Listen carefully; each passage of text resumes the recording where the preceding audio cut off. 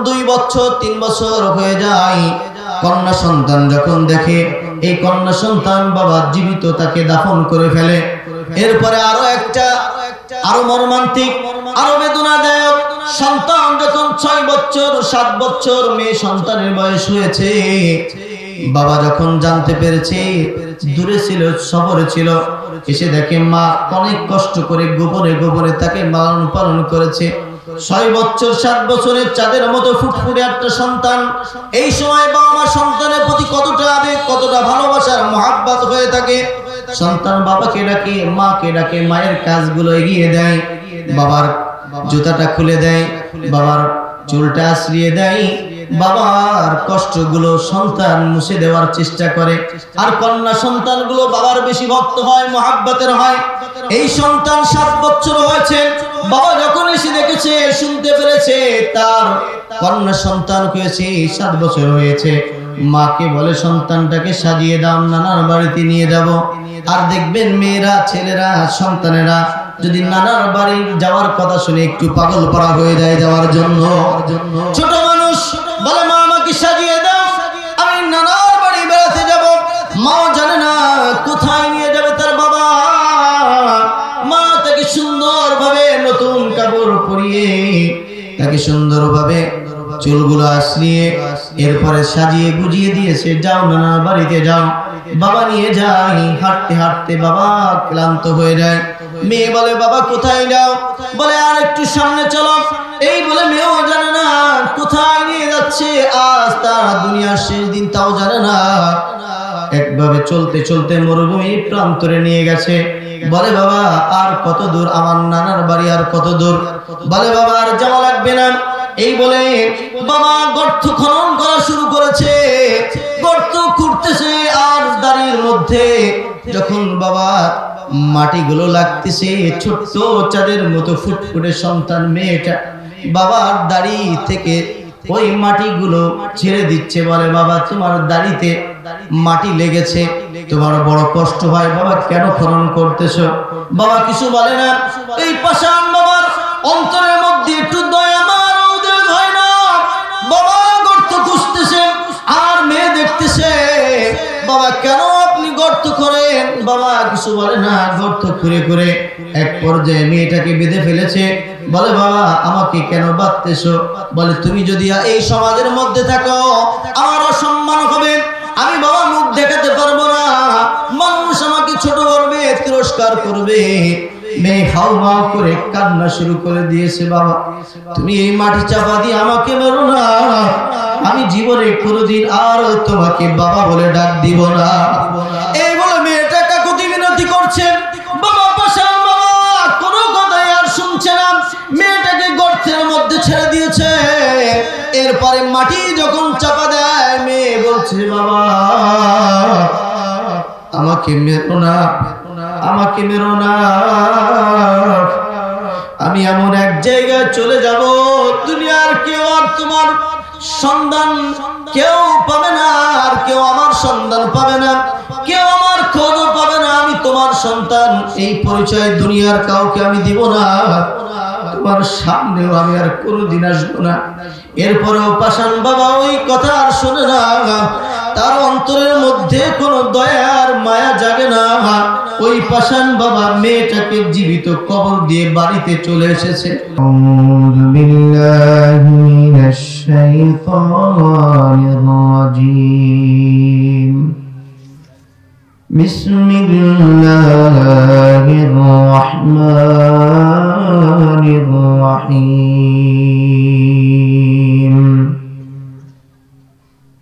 ولا تقتلوا أولادكم خشية إملاق نحن نرزقهم وإياكم إن قتلهم كان خطأ كبيرا. وقال رسول الله صلى الله عليه وسلم من اقتطع شبرا من الأرض ظلما طوقه الله إياه يوم القيامة من 7 أرضين رواه مسلم. وقال تعالى في شان حبيبه إن الله وملائكته يصلون على النبي يا أيها الذين آمنوا صلوا عليه وسلموا تسليما. সকলে দুরূদ ইব্রাহিম পড়ে। اللهم صل على محمد وعلى آل محمد كما صليت على إبراهيم وعلى آل إبراهيم إنك حميد مجيد. اللهم بارك على محمد وعلى آل محمد كما باركت على إبراهيم وعلى آل إبراهيم إنك حميد مجيد.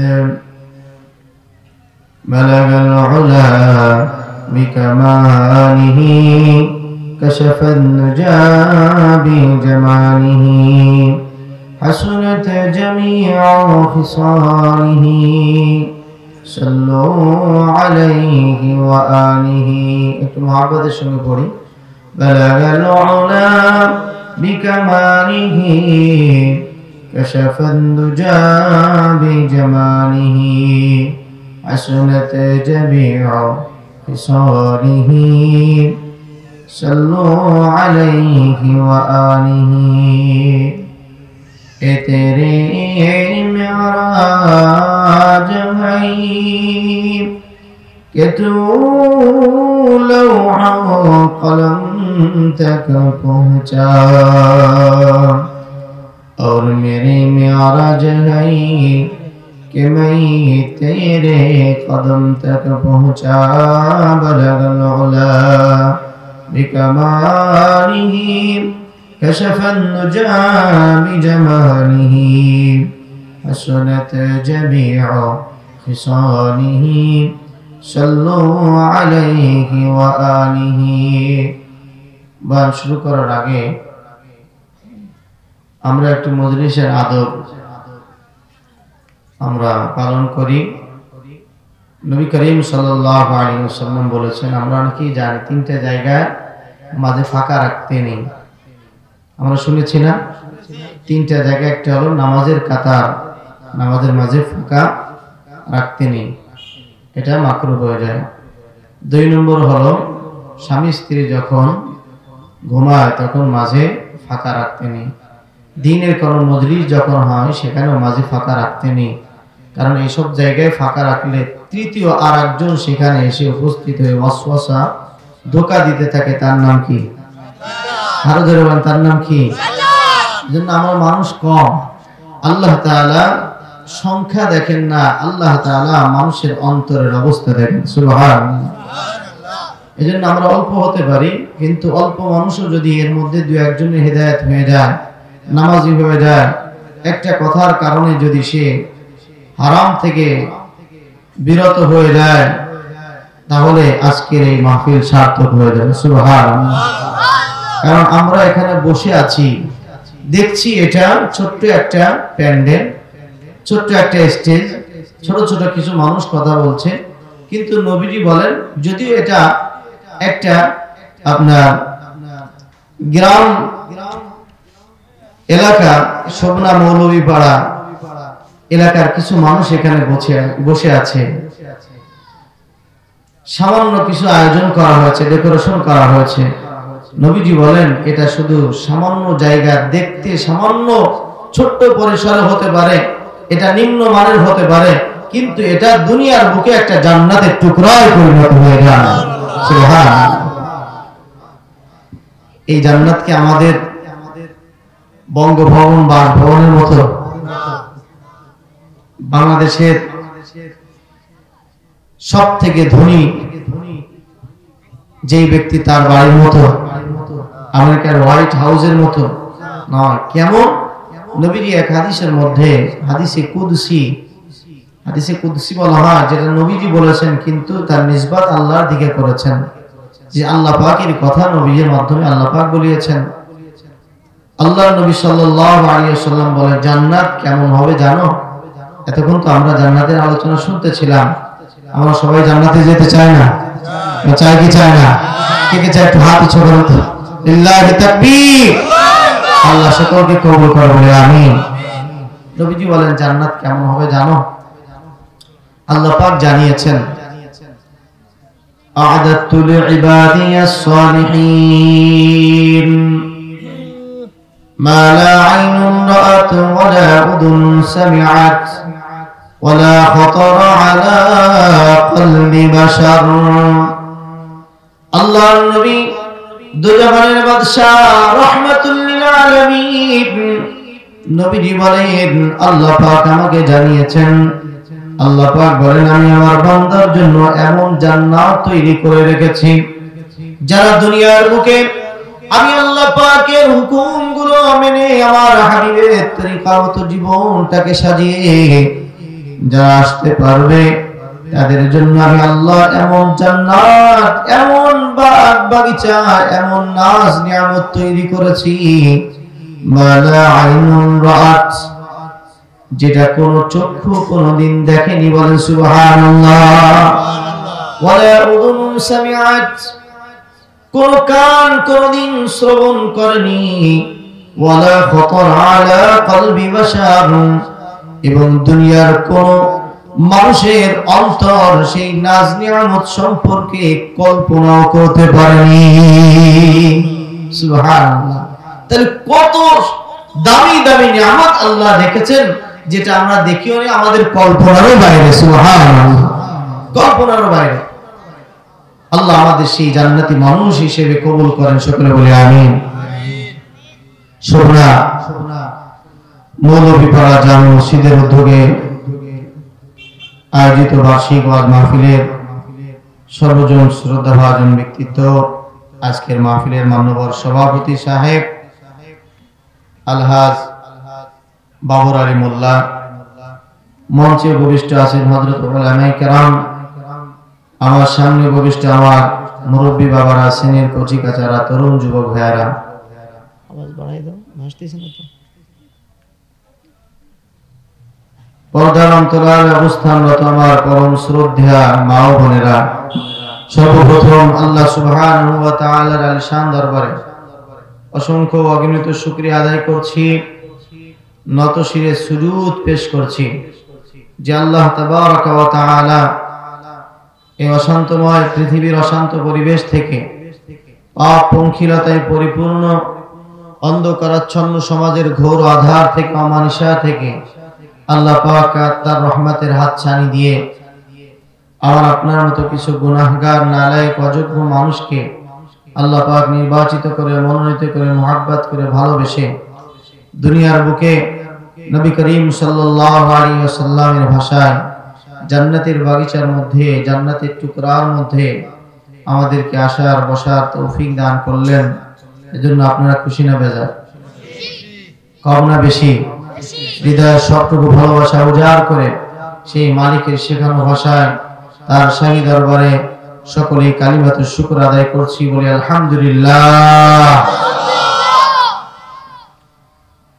সম্মানিত হাজিরিন, আমি আপনাদের সামনে কুরআনুল কারীমের বনি ইসরাঈলের 31 নম্বর আয়াতে কারিমা, রাসূল করিম সাল্লাল্লাহু আলাইহি ওয়াসাল্লামের একটি হাদিসে নববী আমি তিলাওয়াত করেছি। আমার তিলাওয়াতকৃত আয়াত এবং হাদিসের আলোচ্য বিষয় হলো মানবাধিকার। এ সম্পর্কে আজকে আমি আপনাদের সামনে কিছু আলোচনা করার চেষ্টা করব। আল্লাহ সুবহানাহু ওয়া তাআলা আমাদের সকলকে আমলের নিয়তে শোনার এবং বলার তৌফিক দান করেন, সকলে বলে আমিন।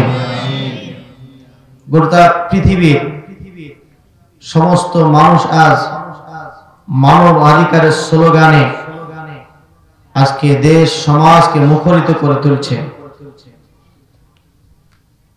রাশিয়া, ইউরোপ, আমেরিকা, আফ্রিকা সহ পৃথিবীর সকল মহাদেশের সকল দেশে একটা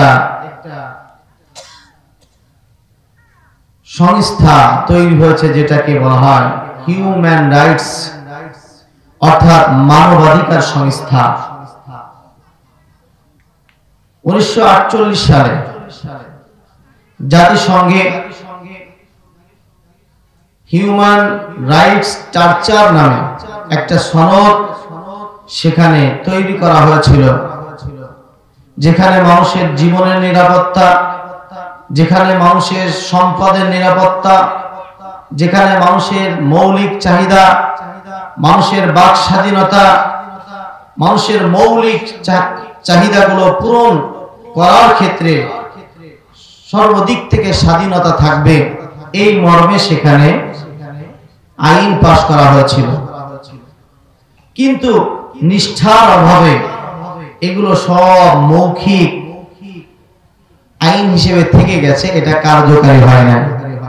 অথচ মানুষের জীবনের শুরু থেকে নিয়ে মৃত্যুর আগ পর্যন্ত যত অধিকার আছে, মানুষের বেঁচে থাকার অধিকার, মানুষের জন্মের অধিকার, মানুষের সম্পদের অধিকার, মানুষের কথা বলার অধিকার, মানুষের বাক স্বাধীনতার অধিকার, এই সব বিষয়ে 1450 বছর আগে ইসলাম পুরা পৃথিবীর সমস্ত মানুষকে এই অধিকার নিশ্চিত করে গেছে। জোরে বলেন সুবহানাল্লাহ।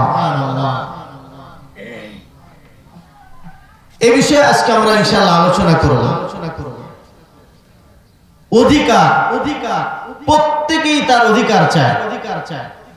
সন্তান তার পিতার কাছে অধিকার চায়, পিতা মাতা তার সন্তানের কাছে অধিকার চায়, নেতা তার অধীনস্থদের কাছে অধিকার চায়, যারা কর্মীরা রয়েছে তারা নেতার কাছে অধিকার চায়।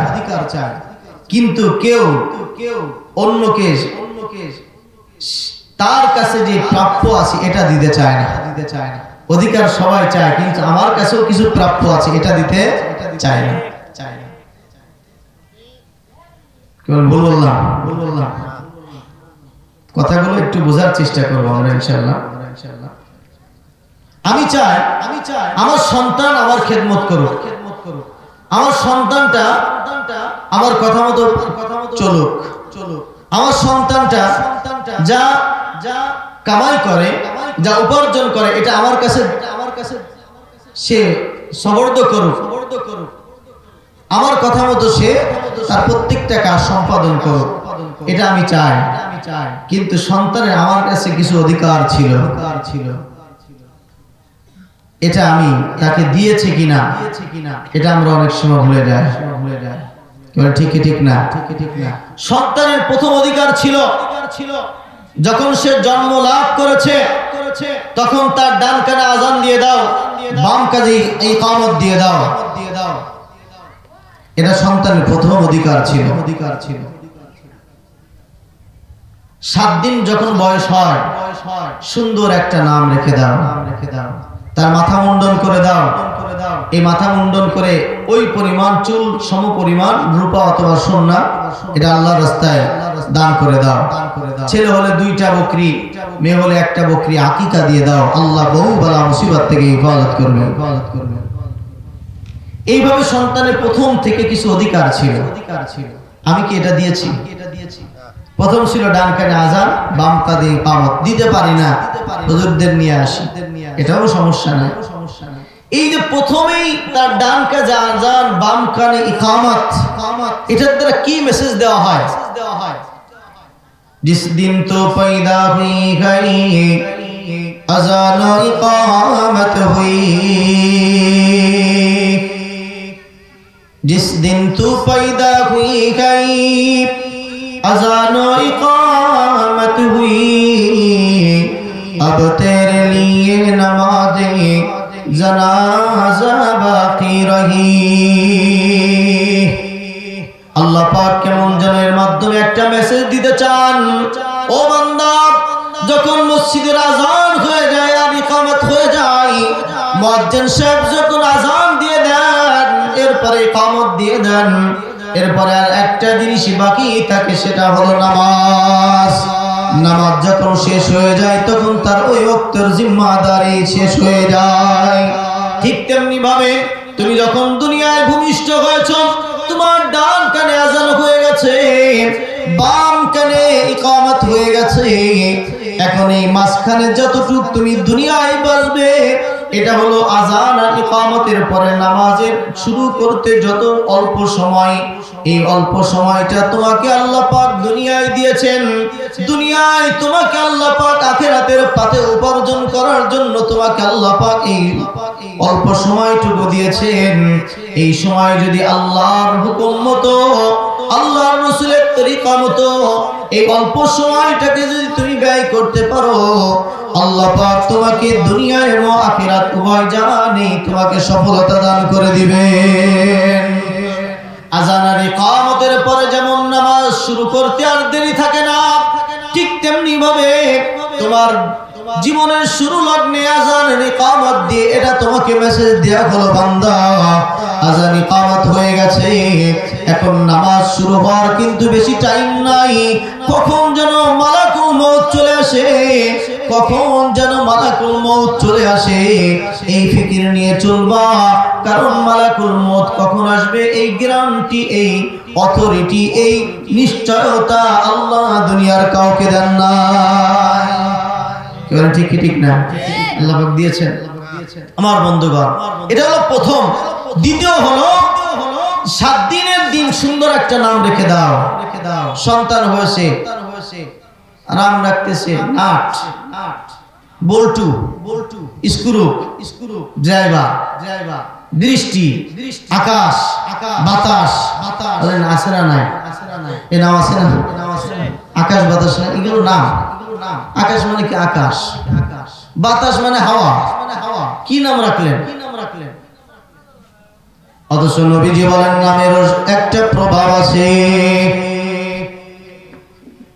আল্লাহর নবী বলেন মানুষের নাম তোমরা যে সমস্ত নামের মাধ্যমে মানুষের খারাপ অর্থ আসে, এই সমস্ত নাম সন্তানের রাখবে না। কারণ এই অর্থের মাধ্যমে তার মধ্যে একটা প্রভাব পড়ে। যেই নামের মধ্যে দয়া মায়া নাই, যেই নামের মধ্যে ইসলামিক কোন কৃষ্টি কালচার নাই, যেই নামের মধ্যে কোন আল্লাহর রাসূলের তরিকা নাই, এই নামেরও একটা প্রভাব থাকে। নবীজি বলেন কিয়ামতের ময়দানে আল্লাহ পাক নাম ধরে ধরে ডাক দিবেন, আব্দুর রহমান, আব্দুল্লাহ, এই বলে বলে যখন নাম ধরে ডাক দিবেন, কত সুন্দর নাম। আর এই নামের ওসিলায় আল্লাহ হতে পারে অনেককে মাফ করে দিতে পারেন। সুবহানাল্লাহ। নামের মাধ্যমে আল্লাহ মাফ করে দিতে পারেন। নাম রহমান, দয়ালু, ওই মানুষটার অন্তরেও আল্লাহ দয়া মায়া ঢুকিয়ে দেন। সুবহানাল্লাহ। না আব্দুল্লাহ, আল্লাহর গোলাম, দেখবেন এই মানুষটা অন্যায় কাজ খুব কম করতে চায়। আল্লাহর গোলাম নামেরও একটা প্রভাব তার মধ্যে দেখা যায়। এই জন্য সন্তানের একটা সুন্দর নাম রেখে দেওয়া। তো বলছিলাম যে অধিকার এটা সবাই চায়, কিন্তু আমার কাছে যেটা আছে এটা দিতে চায় না। এখানে প্যাচ লেগে যায়। তো মৌলিক ভাবে অধিকার 2 প্রকার।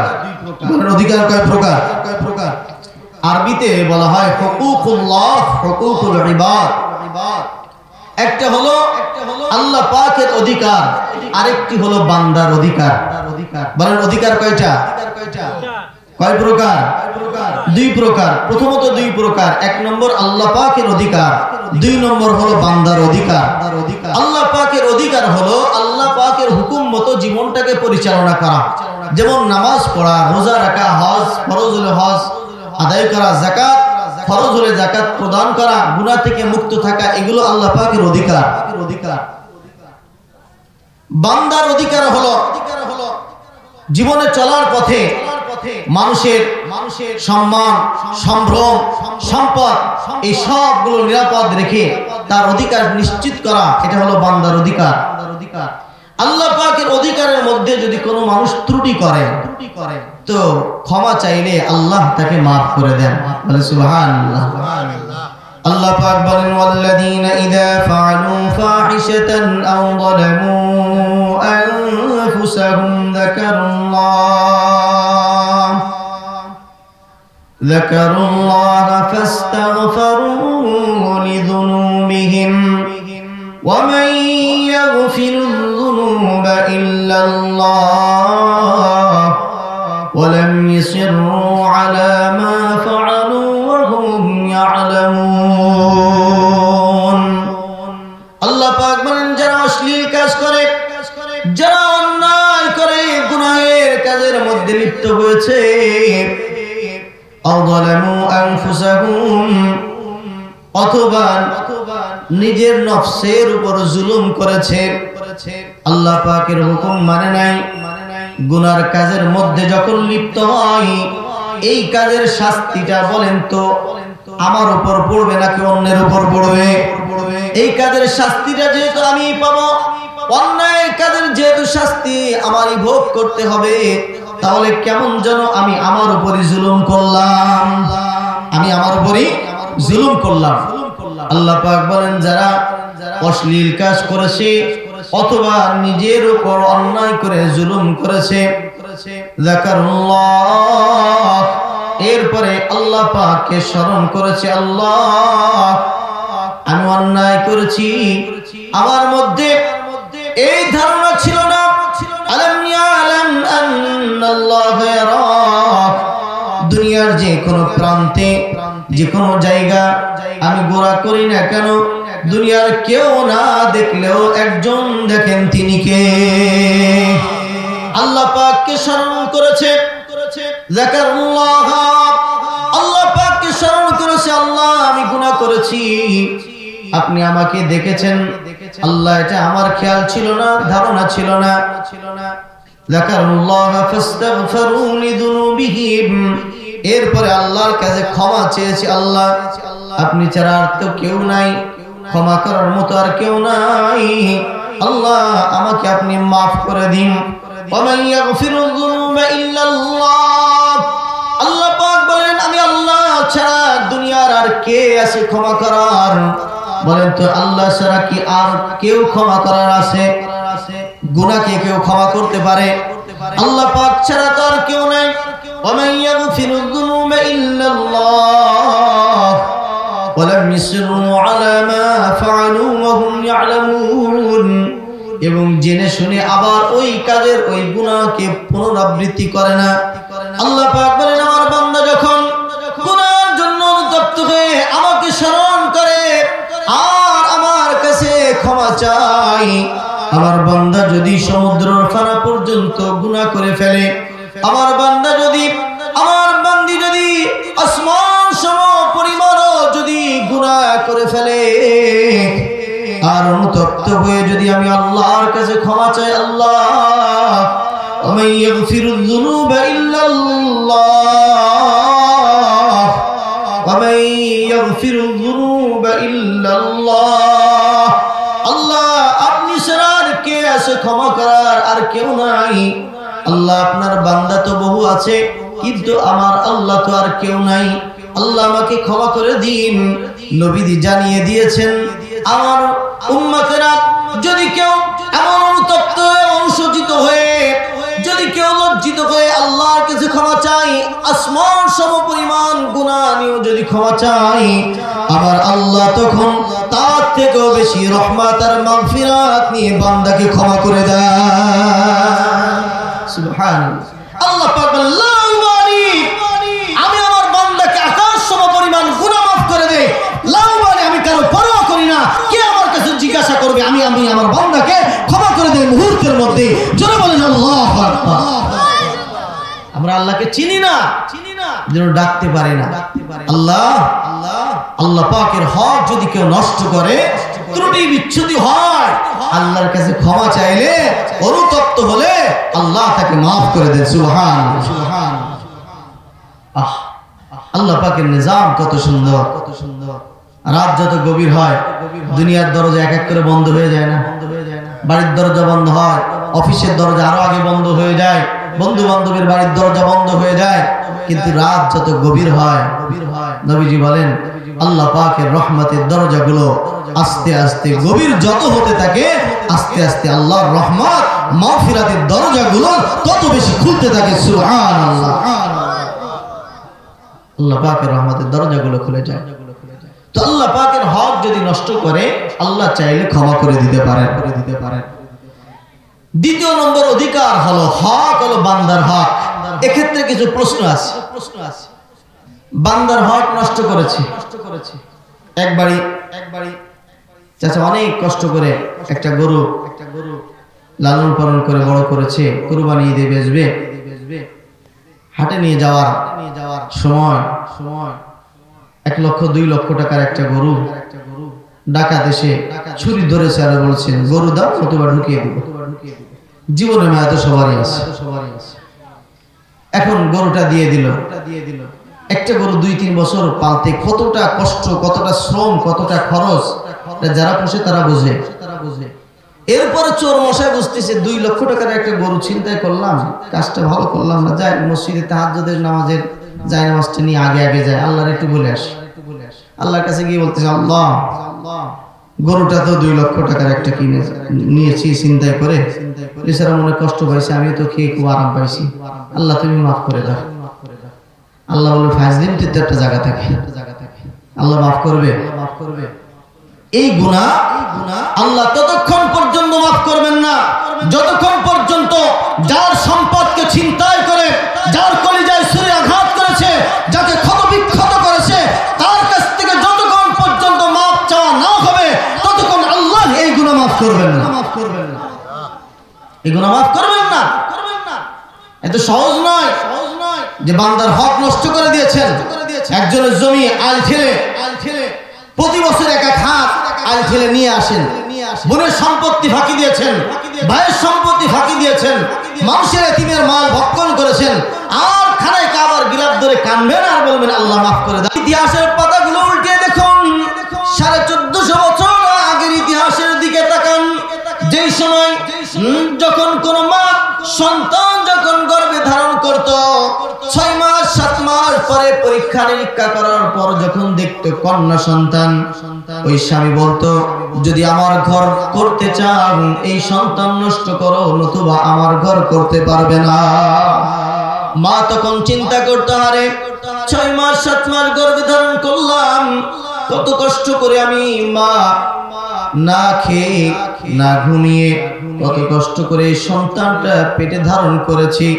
এই সন্তানের জন্য মা কত রাত নির্ঘুমে কাটায়, কতদিন না খেয়ে অভুক্ত হয়ে থাকে। এই সন্তান যদি আমি ভূমিষ্ঠ করি, আমার স্বামীর ঘর ছাড়া হতে হবে, কোথায় যাব, কোথায় গিয়ে থাকবো, বাবার বাড়িতেও জায়গা হবে না। মা চিন্তা করে সন্তান নষ্ট না করলে আমার তো স্বামীর বাড়িতে রাত জায়গা নাই। এই কষ্ট করে এই অভিশাপ, এই যন্ত্রণা, এই কষ্ট মনের মধ্যে চাপা দিয়ে সন্তানকে যখন নষ্ট করে, তরুতাজা একটা প্রাণ যখন কেটে কেটে তার শরীর থেকে বের করে ফেলে, মার কলিজাটা কেমন যেন কেটে কেটে আলাদা করে ফেলা হয়। এইভাবে সন্তানকে নষ্ট করা হয়। এরপরে আরো একটা যুগ ছিল, আরো একটা সিস্টেম তাদের মধ্যে ছিল। সন্তান যখন 2 বছর 3 বছর হয়ে যায়, কন্যা সন্তান যখন দেখে এই কন্যা সন্তান বাবা জীবিত, তাকে দাফন করে ফেলে।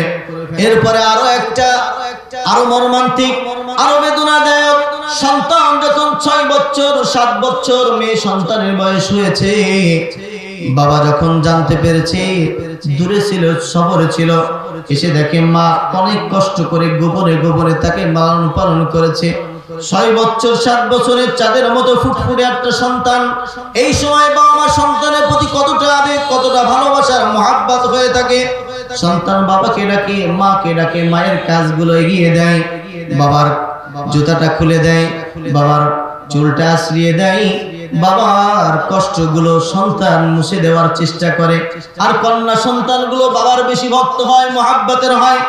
এই সন্তান 7 বছর হয়েছে, বাবা যখন এসে দেখেছে, শুনতে পেরেছে তার কন্যা সন্তান হয়েছে 7 বছর হয়েছে, মাকে বলে সন্তানটাকে সাজিয়ে দাও, নানার বাড়িতে নিয়ে যাব।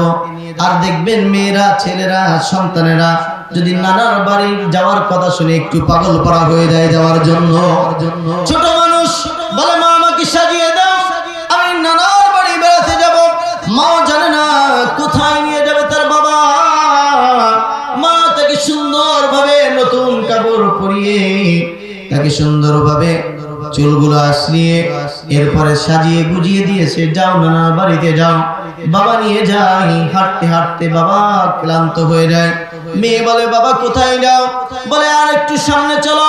এই বলে মেয়েও জানে না কোথায় নিয়ে যাচ্ছে, আজ তার দুনিয়ার শেষ দিন তাও জানে না। একভাবে চলতে চলতে মরুভূমির প্রান্তরে নিয়ে গেছে। বলে বাবা আর কত দূর আমার নানার বাড়ি, আর কত দূর? বলে বাবা আর যাওয়া লাগবে না। এই বলে বাবা গর্ত খনন করা শুরু করেছে, গর্ত খুঁড়তেছে। আর দাড়ির মধ্যে যখন বাবা মাটিগুলো লাগতেছে, ছোট্ট চাঁদের মতো ফুটফুটে সন্তান মেয়েটা বাবার দাড়ি থেকে ওই মাটিগুলো ছেড়ে দিচ্ছে। বলে বাবা তোমার দাড়িতে মাটি লেগেছে, তোমার বড় কষ্ট হয়, বাবা কেন খনন করতেছ? বাবা কিছু বলে না। এই পাষাণ বাবার অন্তরের মধ্যে একটু দয়া মার উদয় হয় না। বাবা গর্ত খুঁজতেছে আর মেয়ে দেখতেছে। বাবা কেন আপনি গর্ত করেন? বাবা কিছু বলে না। গর্ত করে করে এক পর্যায়ে মেয়েটাকে বেঁধে ফেলেছে। বলে বাবা আমাকে কেন বাঁধতেছো? বলে তুমি যদি এই সমাজের মধ্যে থাকো আমার অসম্মান হবে, আমি বাবা মুখ দেখাতে পারবো না, মানুষ আমাকে ছোট করবে, তিরস্কার করবে। মেয়ে হাউ মাউ করে কান্না শুরু করে দিয়েছে। বাবা তুমি এই মাটি চাপা দিয়ে আমাকে মেরো না, আমি জীবনে কোনোদিন আর তোমাকে বাবা বলে ডাক দিব না। এই বলে মেয়েটা কাকুতি মিনতি করছে। বাবা পাশা বাবা কোনো কথাই আর শুনছে না, মেয়েটাকে গর্তের মধ্যে ছেড়ে দিয়েছে। এরপরে মাটি যখন চাপা দেয় মেয়ে বলছে বাবা আমাকে মেরো না, আমাকে মেরো না, আমি এমন এক জায়গায় চলে যাব দুনিয়ার কেউ আর তোমার সন্ধান কেউ পাবে না, আর কেউ আমার সন্ধান পাবে না, কেউ আমার খোঁজ পাবে না। আমি তোমার সন্তান, এই পরিচয় দুনিয়ার কাউকে আমি দিব না, তোমার সামনেও আমি আর কোনোদিন আসবো না। এরপরেও পাষাণ বাবা ওই কথা আর শোনে না, তার অন্তরের মধ্যে কোনো দয়ার মায়া জাগে না। ওই পাষাণ বাবা মেয়েটাকে জীবিত কবর দিয়ে বাড়িতে চলে এসেছে। আমার বন্ধুগণ এত কঠিন একটা মুহূর্ত ছিল, এমন একটা কঠিন একটা সময় ইসলামের আগে ছিল। এটাকে আইয়ামে জাহেলিয়াতের যুগ বলা হয়, বর্বরতার যুগ এমনটাই বলা হয়। এত কঠিন একটা মুহূর্ত, যে সময় নারীর অধিকার তো দূরের কথা, ও আমার মায়েরা, ও আমার বোনেরা, আজকে পর্দার কথা বললেই হুজুরদেরকে গালি দেওয়া শুরু করে দেয়। যখন আমরা বলি তোমাদের দায়িত্ব তো তোমাদের বাবার কাছে আল্লাহ পাক দিয়েছেন, বিবাহের পরে তোমাদের অন্ন বস্ত্র বাসস্থান সবকিছুর অধিকার তোমাদের স্বামীর স্কন্ধে দিয়েছেন। স্বামী যদি মারা যায় তোমার বড় সন্তানের উপর দিয়েছেন। তোমার জন্ম থেকে নিয়ে কবর পর্যন্ত আল্লাহ পাক তো তোমাকে তোমার সবকিছুর খরচ পর পুরুষের কাছে পুরুষের স্কন্ধে দিয়েছেন। তুমি পর্দা করো, এর মধ্যেই তোমার শান্তি আর সম্ভ্রম রক্ষা থাকবে, তোমার সতীত্ব নিরাপদ থাকবে। তখনই বিভিন্নভাবে গালিগালাজ শুরু করে দেয়, বিভিন্নভাবে খারাপ মন্তব্য শুরু করে দেয়। ইসলাম আমার অধিকার খর্ব করেছে। অথচ এই ঘটনা দ্বারা যদি একটু উপলব্ধি করা হয়, তাহলে ইসলাম দুনিয়ায় তোমাকে বেঁচে থাকার মতো সর্বপ্রথম অধিকার নিশ্চিত করেছে। বলেন সুবহানাল্লাহ। ইসলাম বেঁচে থাকার মতো অধিকার তোমাকে দিয়েছে। সুবহানাল্লাহ। এক সাহাবী দাহিয়া কলবি, অন্য riwayate অন্য নামও রয়েছে। তো যাই হোক, ঘটনা সত্য। নবীজির কাছে এসে বলছি ইয়া রাসূলুল্লাহ, আমার গুনাহকে আল্লাহ মাফ করবেন, আমার গুনাহকে আল্লাহ মাফ করবেন। কাঁদতেছেন, বলে দাহিয়া কি গুনাহ করেছো? তখন এই ঘটনা বলতেছে, আর বিশ্ব নবী রাহমাতুল লিল আলামিনের চোখ থেকে ধাও করে ধর করে নবীজির চোখ বেয়ে বেয়ে পানি পড়তেছে, দাড়ি ভিজে গেছে। মানুষ এত বসান হয়, এত কঠিন হয়। মেয়ে জন্ম লাভ করা কতটা তাদের জন্য তিরস্কারের ছিল, ভৎসনার ছিল, অপমানজনক ছিল। আল্লাহ নবী দ্ব্যর্থহীন কণ্ঠে বলে দিলেন, ও আমার সাহাবীরা, মেয়ে সন্তানকে কুলক্ষণ মনে করো না। অনেক মানুষ একটা থেকে দুইটা মেয়ে হলে মুখ কালো হয়ে যায়, মলিন হয়ে যায়, তিনটা হলে আরো মলিন হয়ে যায়, চারটা হলে আরো কষ্ট পায়। আছে না নাই? অথচ নবীজি বলেন, ও সাহাবীরা, যদি কারো তিনটা কন্যা সন্তান হয় আর তাদের যদি সুন্দরভাবে লালন পালন করে অন্য একটা পরপুরুষের একটা স্বামীর হাত ধরিয়ে যদি তাকে দিয়ে দিতে পারে, আল্লাহর নবী বলেন আল্লাহ এর ওসিলায় তাকে জান্নাতের মালিক বানিয়ে দেন। সাহাবী জিজ্ঞাসা করেন, ইয়া রাসূলুল্লাহ, যদি দুইটা কন্যা হয়? নবীজি বলেন, দুইটা কন্যাকেও যদি লালন পালন করে এর মাধ্যমে আল্লাহ তাকে জান্নাত দান করে দিবে। বলেন সুবহানাল্লাহ। একটা, দুইটা, তিনটা, এরপরে যেই ঘরের মধ্যে সর্বপ্রথম কন্যা সন্তান জন্ম লাভ করে, আল্লাহর নবী বলেন ওই ঘরের মধ্যে আল্লাহর রহমত আর বরকত ঢুকে যায়। সুবহানাল্লাহ, আল্লাহু আকবার। তো আল্লাহ সুবহানাহু ওয়া তাআলা ঘোষণা দিলেন, লা তাকতুলু আওলাদাকুম খাশিয়াতা ইমলাক, তোমরা সন্তানদেরকে অভাবের ভয়ে হত্যা করো না। তোমাদেরকে রিজিক আমি দেই, তাদেরকেও রিজিক আমি দেই। সুবহানাল্লাহ। আমাদেরকে রিজিক দেন কে? আল্লাহ। আমরা এটা চিন্তা করি, আমরা দুইটা তিনটা সন্তান হলে কিভাবে খাওয়াবো, কিভাবে পড়াবো, কিভাবে লালন পালন করবো, এই চিন্তা আমাদের মধ্যে কাজ করে। করে কি করে না? অনেকের মধ্যে করে। অথচ আল্লাহ সুবহানাহু ওয়া তাআলা কুরআনুল কারীমের বিভিন্ন জায়গায় বলেছেন, বিশেষ করে সূরা হুদের মধ্যে আল্লাহ পাক 12 পারা একেবারে শুরু থেকে আল্লাহ পাক বলেছেন, ওমা মিন দাব্বাতিন ফিল আরদি ইল্লা আলাল্লাহি রিজকুহা। আল্লাহ পাক জানিয়ে দিয়েছেন এই জমিনের মধ্যে যত জীব জন্তু রয়েছে সমস্ত জীব জন্তুর রিজিকের দায়িত্ব নিয়েছেন আল্লাহ।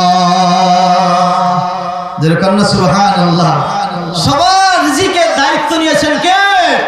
আল্লাহ পাক বলেন, ওমা মিন দাব্বা, জমিনের মধ্যে এমন কোন প্রাণী নাই, ওমা মিন দাব্বাতিন ফিল আরদি, এই জমিনের উপর বিচরণ করে এমন কোন জন্তু নাই, ইল্লা আলাল্লাহি রিজকুহা, তবে তার রিজিকের জিম্মাদার হলেন আল্লাহ।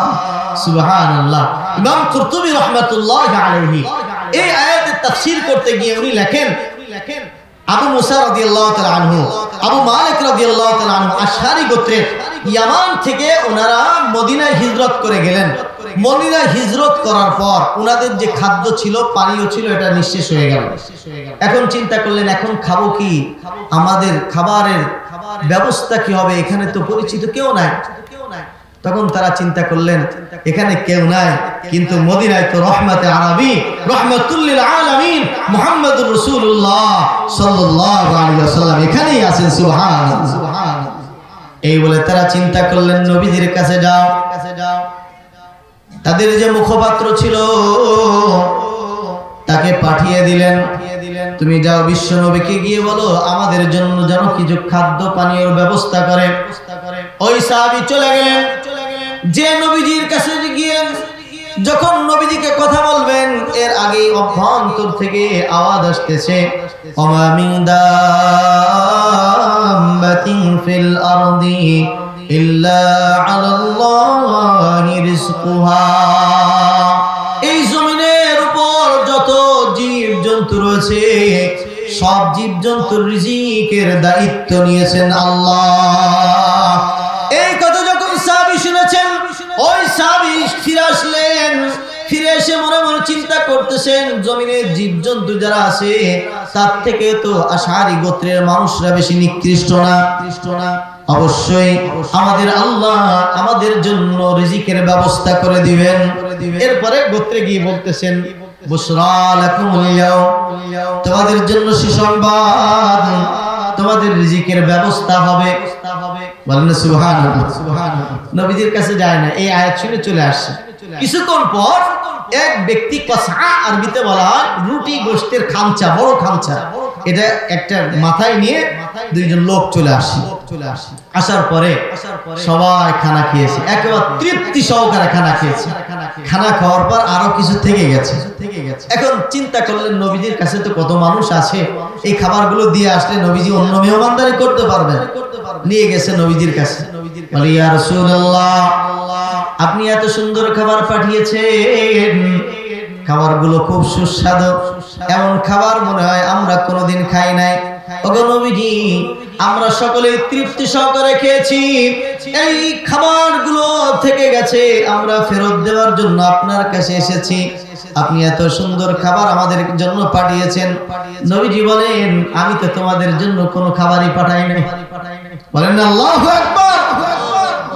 নবীজি বলেন, আমি তো তোমাদের জন্য কোনো খাবার পাঠাইনি, ব্যাপারটা কি? তখন খবর ওই সাহাবী পুরো ঘটনা বললেন। নবীজি আপনার কাছে এসেছিলেন, অমুক সাহাবী এসে আপনার কাছে আয়াত শুনে চলে গেছে, ওমা মিন দাব্বাতিন ফিল আরদি ইল্লা আলাল্লাহি রিজকুহা। আপনি আওয়াজ দিয়ে পড়তেছিলেন, জমিনের উপর যারাই জন্ম লাভ করেছে তাদের রিজিকের মালিক আমার আল্লাহ। এই কথা শুনে যে চলে গেছে। নবীজি বললেন, ও সাহাবীরা, যে আল্লাহ এই আয়াত তোমাদেরকে শুনিয়েছেন, জমিনের যারাই জন্ম লাভ করে তাদের রিজিকের মালিক আল্লাহ, ওই আল্লাহই তোমাদের এই রিজিকের ব্যবস্থা করে দিয়েছে। যেরকম না সুবহানাল্লাহ, রিজিকের ব্যবস্থা করেছেন আমার আল্লাহ। আমার বন্ধুগণ, এজন্য ইসলামে মানুষের মানবাধিকারের সর্বপ্রথম সূচনা হলো মানুষের জন্মের অধিকার, যেটা একমাত্র ইসলামই নিশ্চিত করেছে। অন্য কোন ধর্ম, অন্য কোন মত, অন্য কোন তন্ত্র দিতে পারে না। সুবহানাল্লাহ। শুধু কমাও কমাও কমাও। মনে রাখবেন, কিয়ামতের ময়দানে আল্লাহ পাক সূরা তাকবীরের মধ্যে বলেছেন, ওয়াইনাল মাউউদাতু সুইলাত বিআইয়ি যামবিন কুতিলাত। যারা সন্তানের মধ্যে রূহ আসার পর যখন সন্তান নষ্ট করে ফেলে, এই সমস্ত মানুষের হত্যাকারীদের কাতারে দাঁড়াবে। আল্লাহ পাক ওই সন্তানগুলোকে কিয়ামতের ময়দানে তার আব্বা আম্মার সামনে দাঁড় করাবেন। এরপরে তাকে জিজ্ঞাসা করা হবে, বিআইয়ি যামবিন কুতিলাত, তোমাকে কোন কারণে হত্যা করা হয়েছিল, কি অপরাধে তোমাকে হত্যা করা হয়েছিল? রিজিকের দায়িত্ব তো আমি নিয়েছিলাম, রিজিক দেওয়ার মালিক আমি আল্লাহ, এটা আমি ঘোষণা করে দিয়েছিলাম। কোন অপরাধে তোমাকে দুনিয়ায় সে ভূমিষ্ঠ হতে দেয় নাই, তোমাকে হত্যা করেছে? এই প্রশ্নের জবাব দিতে পারবে না, শাস্তির ব্যবস্থা সঙ্গে সঙ্গে হয়ে যাবে। বলেন নাউজুবিল্লাহ। তাহলে মানুষের দুনিয়ায় এক নম্বর অধিকার হলো দুনিয়ায় আগমন করা, এটা দিয়েছে একমাত্র ইসলাম। বলে সুবহানাল্লাহ। নবীজি বলেন, তাযাওয়াজুল ওয়াদুদ আল ওয়ালুদ ফাইন্নী মুকাসিরুম বিকুমুল উমাম। তোমরা অধিক স্বামী ভক্তি এবং অধিক প্রসবকারিণী মেয়েকে তোমরা বিবাহ করো। বলেন না সুবহানাল্লাহ। যে মেয়েরা বেশি স্বামী ভক্ত করে, স্বামীকে ভালোবাসে, ভালোবাসবে কি? ভালোবাসার কিছু উপায় উপকরণ আছে। এখন যতটুকু পাথেও আছে, ভালোবাসা যতটুকু আছে, বিবাহের আগে যদি একেবারে লোড খালি করে দেওয়া হয়, গাছতলায়, পার্কে, বয়ফ্রেন্ড, এরপরে বন্ধু, বিভিন্ন জায়গায় যদি ভালোবাসাগুলো আদান প্রদান করে খালি করে দেয়, বিবাহের পরে যখন ভালোবাসা আদান প্রদান করবে, দেখবেন পুঁজিতে এখন বেশি নাই, টান পড়বে না তখন ভালোবাসা। কেন? এই ভালোবাসা তো অন্য জায়গায় খরচ করে ফেলেছে। এই ভালোবাসাটা জমা করে রাখার জিনিস, এটা শুধুমাত্র দিতে হবে স্ত্রীকে, স্ত্রী দিবে স্বামীকে। বলে সুবহানাল্লাহ। তোমরা অধিক প্রসবকারী নারীকে বিবাহ করো, অধিক স্বামী ভক্তি মেয়েকে বিবাহ করো, অধিক আপনার স্বামী ভক্তি মেয়ে। এটা বোঝা যাবে কিভাবে?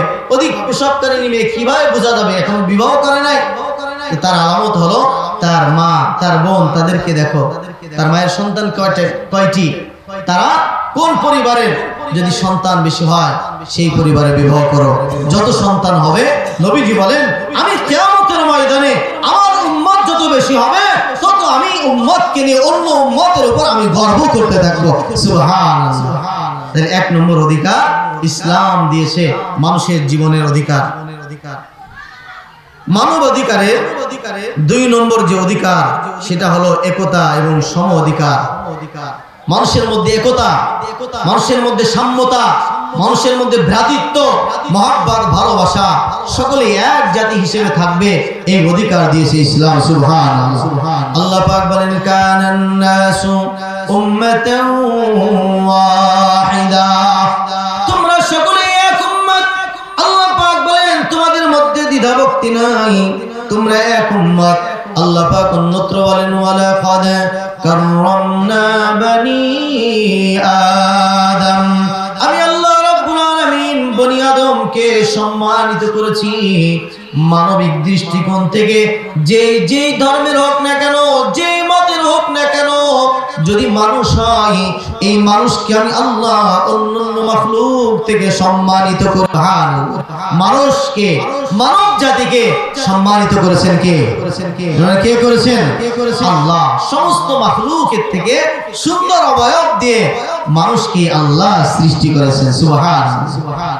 ওয়ালাকাদ খালাকনাল ইনসানা, লাকাদ খালাকনাল ইনসান ফি আহসানি তাকওয়িম।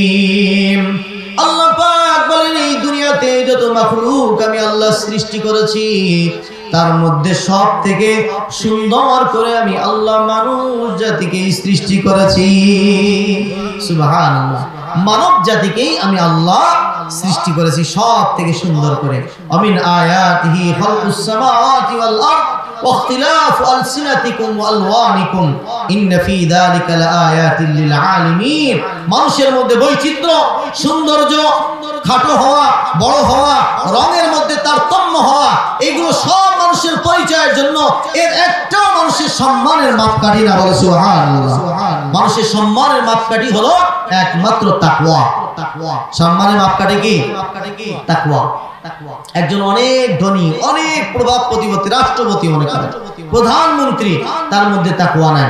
আর একজন দিনমজুর, রিকশা চালক, ভ্যান চালক, একজন ঋষি, কিন্তু সে তাকওয়া, তার মধ্যে খোদা ভীতি আছে, আল্লাহর মহব্বত, ভালোবাসা আছে। হাজার প্রেসিডেন্ট, প্রধানমন্ত্রীকে যারা আল্লাহকে চেনে না, মানে না, তাকে যদি এক পাল্লায় রাখা হয়, একজন দিনমজুর, কুলি মজুর, তাকে যদি দিনদারিত্বের কারণে এক পাল্লায় তাকে রাখা হয়, হাজার প্রেসিডেন্ট থেকে ওই দিন মজুরের পাল্লা বেশি ভারী হয়ে যাবে। সুবহানাল্লাহ। আল্লাহ পাক বলেন ইন্না আকরামাকুম ইনদাল্লাহি আতকাকুম। ও দুনিয়ার মানুষেরা, তোমাদের মধ্যে সব থেকে বেশি সম্মানী, সব থেকে বেশি মর্যাদাবান হলো ওই ব্যক্তি যার মধ্যে বেশি তাকওয়া বেশি থাকবে। যে বেশি আমাকে ভয় করবে সেই সব থেকে বেশি সম্মান। সুবহানাল্লাহ। বিলাল হাবশী রাদিয়াল্লাহু তাআলা আনহু, কুৎসিত হাবশার অধিবাসী, দেখতে অসুন্দর, কালো কুচকুচে, ঠোঁটটা ফাটা, ঠোঁট মোটা, দাঁত উঁচা, নিজেও গোলাম, বাবাও গোলাম, কিন্তু ইসলামের কারণে আল্লাহ এত সম্মানই করেছেন, এত সম্মানই করেছেন। আল্লাহ নবী বলেন আমি যখন মেরাজের রজনী যে জান্নাত ভ্রমণ করছিলাম, ওই সময় একটা জুতার আওয়াজ আমি শুনতে পাই। আমি জিবরিলকে বলি, জিবরিল, এই জান্নাতের মধ্যে দুনিয়ায় কেউ তো আগমন করে নাই, কেউ এখন আসে নাই, আওয়াজ কার পাই? জুতার আওয়াজ শোনা যায়। আল্লাহর নবীর এই জবাবে, এই প্রশ্নের উত্তরে জিবরাইল আলাইহিস সালাতু ওয়াস সালাম বলেন, ওগো নবীজি, এটা হলো আপনার দুনিয়ায় ওই হাবশার গোলাম, উমাইয়ার নির্যাতিত গোলাম বেলালের পায়ের আওয়াজ। সুবহানাল্লাহ, কি সম্মান আল্লাহ পাক দিয়েছেন। সালমান ফারসি রাদিয়াল্লাহু আনহু সেই ফারস থেকে এসেছে, ইসলাম গ্রহণ করেছে। আল্লাহর নবী বুক মিলিয়ে বলেছে, সালমান মিন আহলি, সালমান এখন আমার পরিবারের অন্তর্ভুক্ত হয়ে গেছে। সুবহানাল্লাহ। কোন দেশের এটা আর কোনো দেখার বিষয় না, কোন ধর্মের ছিল এটা দেখার বিষয় না, কোন গোত্রের, কোন ভাষা, কেমন চেহারা, এটা আর দেখার বিষয় না। সালমান ইসলাম গ্রহণ করেছে, সে আমার মুসলমান হিসেবে আমার ভাই পরিণত হয়ে গেছে। সুবহান। ইসলামের একতা, এই সাম্য, এই শিক্ষা একমাত্র ইসলাম দিয়েছে। সুবহানাল্লাহ। মানুষ মানবিক দৃষ্টিকোণ থেকে সবাই অধিকার হিসাবে, আইন হিসাবে সবাই সমান অধিকার পাবে, এটা একমাত্র ইসলামী শিক্ষা দিয়েছেন। সুবহান। এ কারণে আমাদের এই 56,000 বর্গ কিলোমিটার বাংলাদেশের মধ্যে মুসলিম হোক, অমুসলিম হোক, হিন্দু হোক, বৌদ্ধ হোক, খ্রিস্টান হোক, ইসকন হোক, যেই হোক না কেন, যারাই এই দেশের নাগরিক, তারাই ডিমের কুসুম যেমন নিরাপদে থাকে এই দেশের মধ্যে, তারাও ঠিক তেমনি নিরাপদে বসবাস করে। কি বলে, ঠিক কি ঠিক না? কেন করে? এই সাম্প্রদায়িক সম্প্রীতি, এটা ইসলাম আমাদেরকে শিক্ষা দিয়েছে। সুবহানাল্লাহ। ইসলাম শিক্ষা দিয়েছে। দুনিয়ার কোন মুসলিম কান্ট্রিতে দেখাতে পারবেন না শুধুমাত্র হিন্দু হওয়ার কারণে, শুধুমাত্র অমুসলিম হওয়ার কারণে তাকে হত্যা করা হয়েছে। এই নজির পৃথিবীর কোন মুসলিম কান্ট্রিতে কেউ দেখাতে পারবে না। কেন? ইসলাম মানুষকে এই সাম্প্রদায়িক সম্প্রীতির শিক্ষা দিয়েছে। সুবহানাল্লাহ। আল্লাহর নবী বলেন, মান কাতালা মুআহিদান গায়রা, মান কাতালা মুআহিদান, যেই ব্যক্তি অমুসলিম যারা নিরাপত্তার সঙ্গে বসবাস করে তাকে অন্যায়ভাবে হত্যা করে, হারামাল্লাহু আলাইহিল জান্নাহ, আল্লাহ পাক তার উপর জান্নাতকে হারাম করে দেন। মা বোনদের মধ্যে অনেক আওয়াজ আসতেছে, মা বোনরা একটু আওয়াজ, আমরা নীরব হয়ে যায়। অল্পক্ষণ আমরা ইনশাআল্লাহ আলোচনা করব, আওয়াজটা আমরা একটু কম করি ইনশাআল্লাহ। আমরা শেষের দিকে চলে যাব, আপনাদের যে তাবারক আছে এটাও ইনশাআল্লাহ পেয়ে যাবেন। একটু আমরা ধৈর্য সহকারে অল্প একটু আমরা শুনি ইনশাআল্লাহ। আর অল্প একটু করবো না, শেষ করে দিব না, শুনবেন আমার বন্ধুগণ? তো বলছিলাম যে মানুষের মৌলিক অধিকারগুলো, নরনারীর অধিকার, এটা ইসলাম দিয়েছে। সুবহানাল্লাহ। পুরুষ যে সম্পদের অধিকার, এটাও ইসলাম দিয়েছে। ইসলাম বলে, লা তাকুনু আমওয়ালাকুম বাইনাকুম বিল বাতিল, তোমরা একে অপরের সম্পদকে অন্যায়ভাবে ভক্ষণ করবে না, একে অপরের সম্পদকে জুলুম করে ভক্ষণ করবে না। আল্লাহ নবীদের তকিন কণ্ঠে জানিয়ে দিয়েছেন, মান ইফতাতা শিবরাম মিনাল আরদি জুলমা, যেই ব্যক্তি অন্যায়ভাবে কারোর 1 বিঘা জমিকে দখল করবে। হাদিসে হজ করে আসছে, নামাজ পড়ে, ফজরের নামাজ পড়ে, বড় একটা পাগড়ি বেঁধে, টুপি একটা মাথায় দিয়ে, নিজের আল কাটতে কাটতে অন্যের 1 হাত নিয়ে নিজের আলের মধ্যে ঢুকিয়ে দিয়েছে, এমন বুজুর্গ নামাজি আমাদের সমাজে আছে না নাই? আছে না নাই? আমার বন্ধুগণ মনে রাখবেন, আল্লাহর নবী বলেন, মান ইফতাতা শিবরাম মিনাল আরদি যুলমা, যেই ব্যক্তি 1 হাত নয়, 1 শতক নয়, 1 কাঠা নয়, 1 বিঘা জমি অন্যায়ভাবে দখল করলো, আল্লাহর নবী বলেন, মুসলিম শরীফের হাদিস, সহিহ হাদিস, তাওয়াক্কাল্লাহু বিহি ইয়াউমাল কিয়ামাহ মিন 7 আরদিন, নবীজি বলেন কিয়ামতের ময়দানে এই 7 জমিনকে আল্লাহ পাক একটা বেড়ি বানিয়ে ওই দখলকারী যে 1 বিঘা জমি অন্যায়ভাবে দখল করেছে তার গলায় আল্লাহ পরিয়ে দিবেন। জোরে বলেন নাউজুবিল্লাহ, জোরে বলেন না নাউজুবিল্লাহ। বোঝা বহন করতে পারবেন? 2 মণ যদি কারোর গলায় ঝুলাই দেওয়া হয়, মালা বাঁধায়, এখানে কেউ বহন করে রাখতে পারবেন? সেই সময় শরীর হবে অনেক বড়, কিন্তু এই 7 জমিনকে গলায় যদি বেড়ি বানিয়ে পরিয়ে দেওয়া হয়, কতটা আযাব, কতটা কঠিন হবে। সেদিন চিৎকার করবে আর বলতে থাকবে, আরে যদি সব জমিনগুলো তাকে দিয়ে দিতাম, আরেকবার যদি সুযোগ হতো, যদি একটা মুহূর্ত দুনিয়ায় যাওয়ার সুযোগ হতো, জমি যা ছিল, যারা 1 বিঘা নিয়েছিলাম তাকে বাড়ি গাড়ি সব আমি তার নামে লিখে দিতাম। কিন্তু আর সুযোগ থাকবে। আমার বন্ধুগণ, খবরদার, নামাজ রোজা ত্রুটি হলে আল্লাহ মাফ করেন, কিন্তু এই ক্ষেত্রে আল্লাহ কিন্তু মাফ করবেন না, আল্লাহ মাফ করবেন না। খবরদার, অন্যের জমি দখল করবেন না।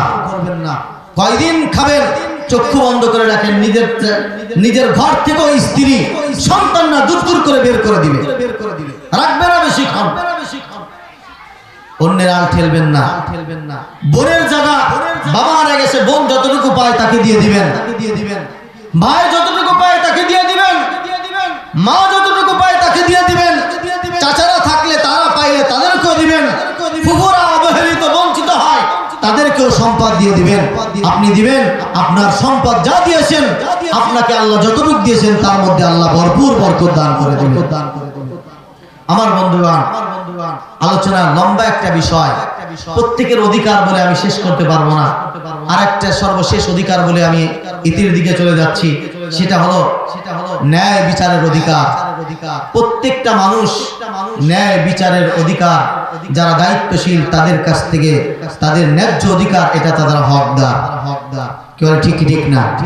মুসলমান হোক অমুসলমান হোক, প্রত্যেকটা মানুষ দেশের যারা দায়িত্বশীল তাদের কাছে ন্যায্য আপনার অধিকার, তারা তাদের কাছ থেকে ন্যায্য বিচার পাওয়ার হক রাখে। এটা সবাই এই অধিকার রাখে।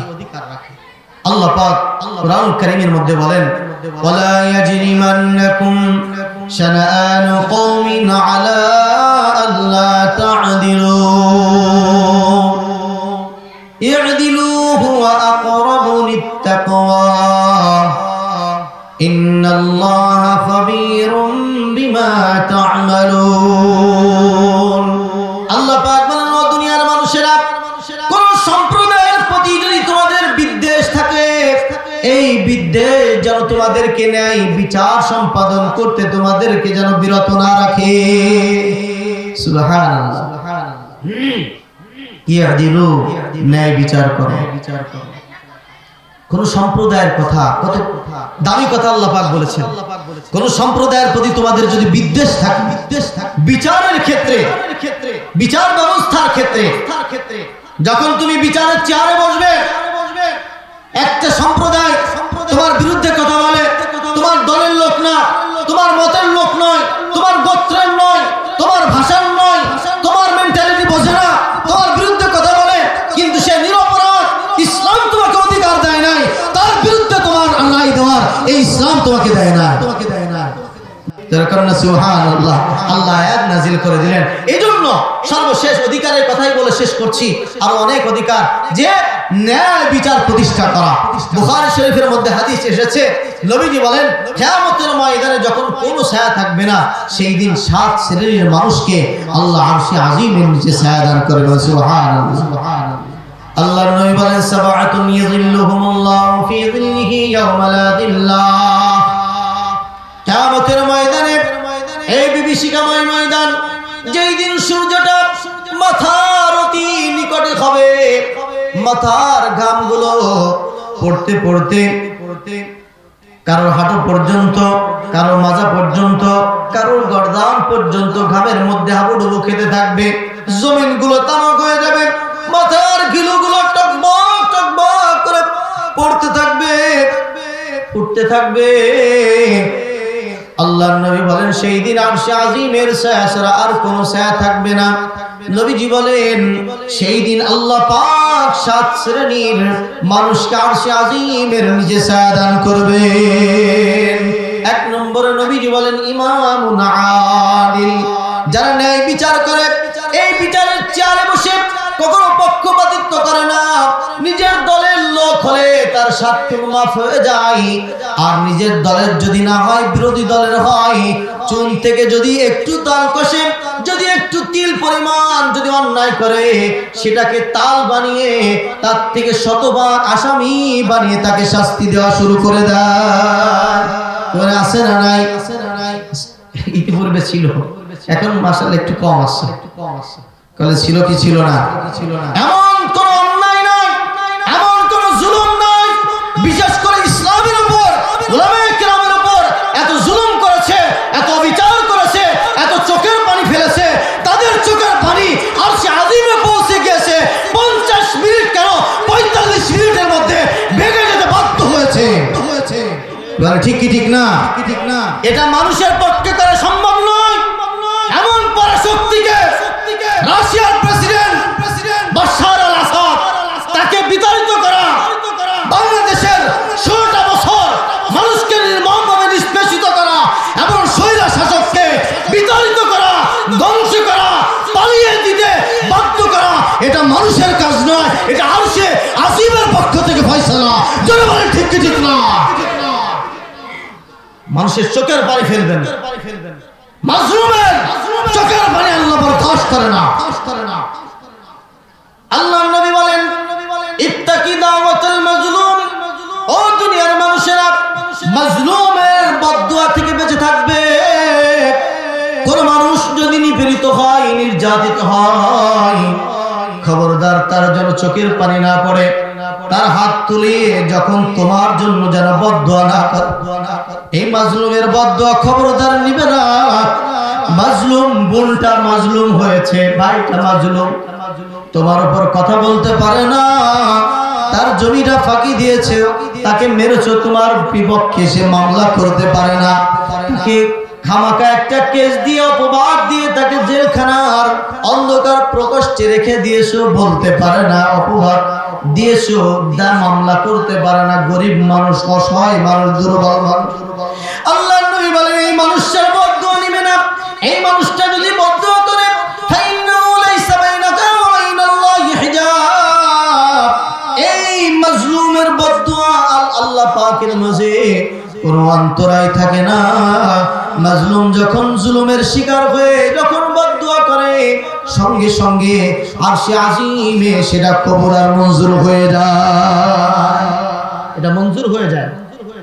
মনে করবেন কিছু হয় না, 16টা বছর কত কষ্ট করেছে, হুজুরা কত মার খায়, কই বদদুয়া তো কাজে লাগে না, কিন্তু এমন এই সময় কাজে লেগেছে যে মানুষের কল্পনাতীত ভাবে কাজে লেগেছে। কি বলেন, লেগেছে কিনা? এটা আমরা অনেক বুঝিয়েছি। এটা নবীজি বলেছেন, বুখারী শরীফের হাদিসের মধ্যে আসছে, কারণ পৃথিবীর আমার চোখে দেখা মিথ্যা হতে পারে, আমার হাতের স্পর্শ আমাকে ভুল ইনফরমেশন দিতে পারে, কিন্তু আল্লাহর নবীর কথার মধ্যে বিন্দু পরিমাণ করে মিথ্যার অবকাশ থাকতে পারে না। কি বলে, ঠিক না? এটা আমরা বলেছি। তো যাই হোক, বলছিলাম 1 নম্বর হলো ইমামুল আদিল, ন্যায় বিচারক বাদশা সেই দিন আরশে আজিমের নিচে ছায়া পাবে। 2 নম্বর আল্লাহর নবী বলেন, যুবকরা ভালোভাবে শুনবে। 2 নম্বর আল্লাহর নবী বলেন, ওয়াশাবুন নাশা ফি ইবাদাতিল্লাহ। অন্য riwayate আছে ওয়াশাবুন নাশা ফি ইবাদাতি রাব্বিহি।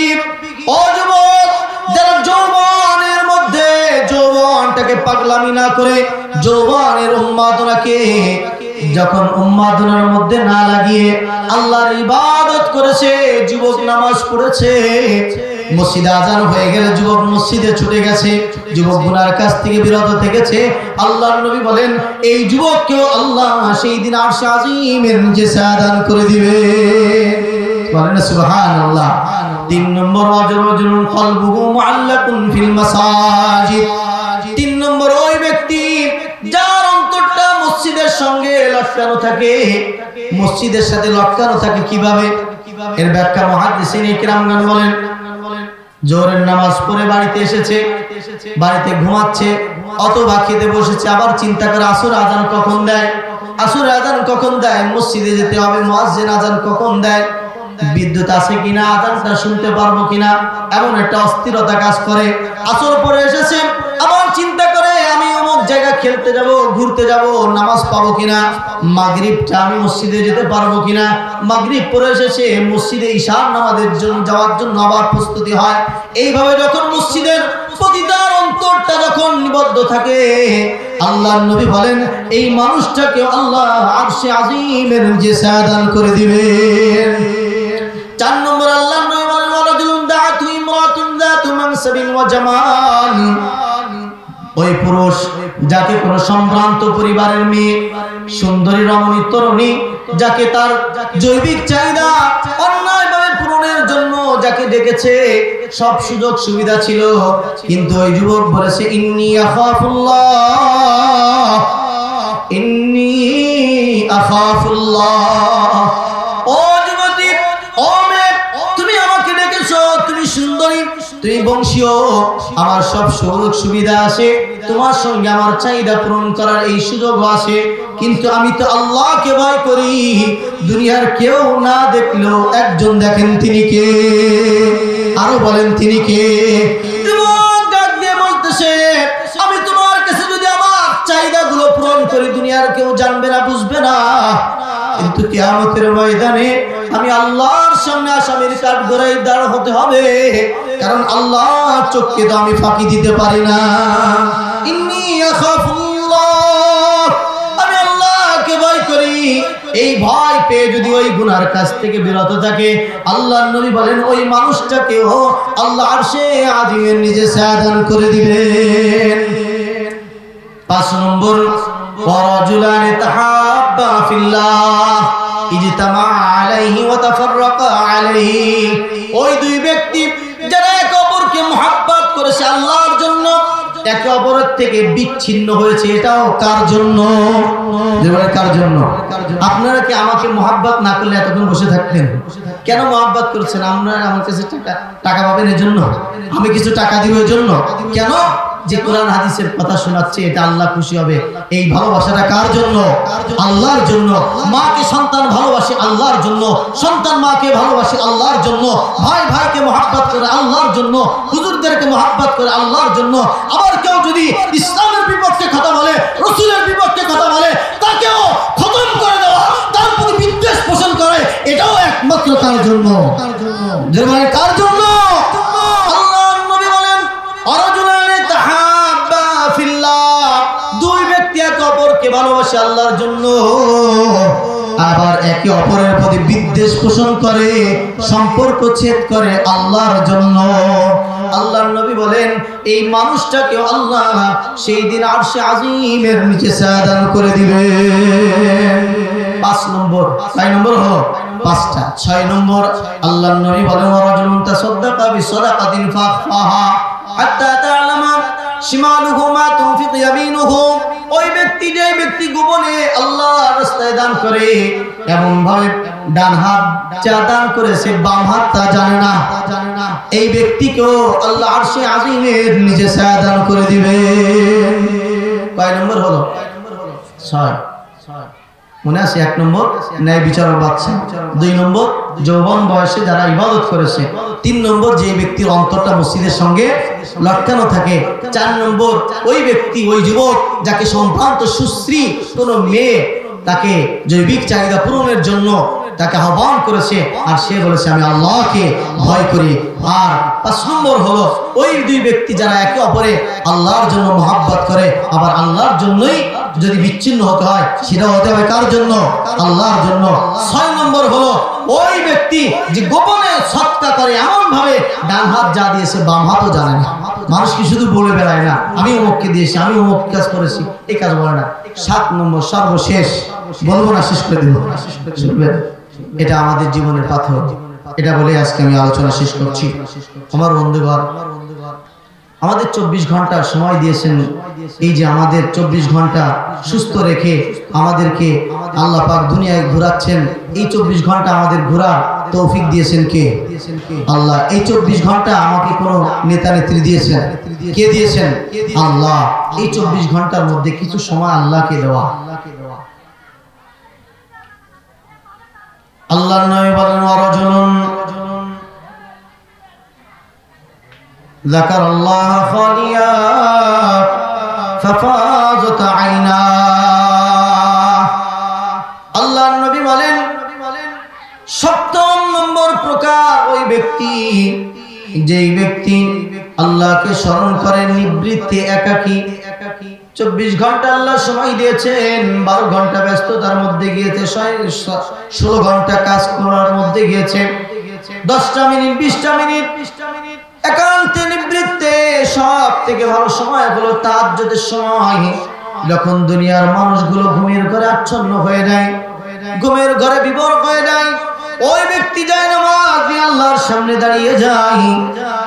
আর রাজুলুন যাকারাল্লাহ খালিয়া, একাকী আল্লাহকে স্মরণ করে, ফাফাদাত আইনা, আর চোখ বেয়ে বেয়ে পানি পড়ে, বলে মালিক এই চোখ তো আমাকে দুনিয়ার কোন মানুষ দেয় নাই, এই চোখ তো আমাকে দুনিয়ার কোন নায়ক নায়িকা দেয় নাই, আমি এই চোখ দিয়ে কত গুনার কাজ দেখেছি আল্লাহ, কত অন্যায়ের কাজ দেখেছি, এই কান তো দুনিয়ার কোন গায়ক গায়িকা আমাকে দেয় নাই, এই কান দিয়ে আমি কত গান বাজনা শুনেছি, এই মুখ তো আমাকে দুনিয়ার কোন মানুষ দেয় নাই, এই মুখ দিয়ে আমি কত মিথ্যা কথা বলেছি, গীবত শিকায়ত করেছি, কত মুনাফিকি করেছি আল্লাহ, এই জবান দিয়ে দুইজন মানুষের মধ্যে কত বিবাদ সৃষ্টি করার মতো ষড়যন্ত্র করেছি, কত মিথ্যা সাক্ষ্য দিয়েছি। রব্বুল আলামিন তুমি যদি মাফ না করো আর তো আমার কোনো উপায় থাকবে না। এই বলে বলে চোখের পানি ছেড়ে দিয়ে যখন বান্দা কান্দে, ফাফাজাত আইনা, চোখের পানি যখন পড়তে থাকে, আল্লাহর নবী বলেন যারা নিবৃত্তে একাকী গুনার কথা স্মরণ করে করে চোখের থেকে পানি ফেলে, এই ব্যক্তিকে আল্লাহ কিয়ামতের বিভীষিকাময় ময়দানে, যেই দিন কেউ কারো সাহায্য করতে পারবে না, মা তার সন্তানকে ভুলে যাবে, সন্তান মায়ের পরিচয় দিবে না, বাবা তার সন্তান স্ত্রীর পরিচয় দিবে না, দূর দূর করে তাড়িয়ে দিবে, দৌড়াতে থাকবে নফসি নফসি বলে, সেই দিন আরশে আযীমের ছায়া ছাড়া আর দুনিয়ার কোনো ছায়া থাকবে না। আল্লাহর নবী বলেন যারা একাকী গুনার কারণে চোখের পানি ফেলে ফেলে কান্দে, আল্লাহ সেই দিন ওই মানুষগুলিকেও তার আরশে আযীমের নিচে ছায়া দান করে দিবে। সুবহানাল্লাহ। আমার বন্ধুগণ, এজন্য একাকী নিবৃত্তে বসে বসে একটু গুনার কথা স্মরণ করে, আমি কি গুনাহ করেছি, আমার চোখ কান এই জিহ্বা এই জবান এই সব কিছু তো আমাকে একজন দিয়েছেন, তিনি কে? আমি তার কাজে ব্যয় না করে কোথায় ব্যয় করলাম? শুকরিয়া তো তখন হবে যখন তার সন্তুষ্ট অনুযায়ী এগুলোকে ব্যবহার করা হবে। তো আমি এগুলো ভুল কাজে ব্যবহার করছি, আল্লাহ আমাকে মাফ করে দিন। এইভাবে চোখের পানি ফেললে আল্লাহ অবশ্যই মাফ করে দিবেন। তো যাই হোক, আল্লাহ সুবহানাহু ওয়া তাআলা মানুষের অধিকারের যেই সমস্ত বিষয়গুলো রয়েছে, মানুষের জীবন অধিকার, মানুষের বেঁচে থাকার অধিকার, আপনার মানুষের জীবনের নিরাপত্তা, সম্পদের অধিকার, এরপরে বিচার ব্যবস্থার অধিকার, এই সবগুলো ইসলাম একমাত্র মানুষের জীবনে সুনিশ্চিত করেছে। আল্লাহ সুবহানাহু ওয়া তাআলা আমাদের সকলকে আল্লাহর অধিকার এবং মানুষের অধিকার, মৌলিক দুটা বলেছিলাম, মনে আছে সবার? প্রথমত মানুষের অধিকার, এবং মানুষের অধিকার থেকে বিভিন্ন পয়েন্ট বের হয়ে যায়। মানুষের অধিকার এবং আল্লাহর অধিকারগুলো পরিপূর্ণভাবে আদায় করে আল্লাহ পাক আমাদের এই 7 শ্রেণীর মানুষের অন্তর্ভুক্ত হওয়ার তৌফিক দান করেন। আমিন। ওয়া আখিরু দাওয়ানা।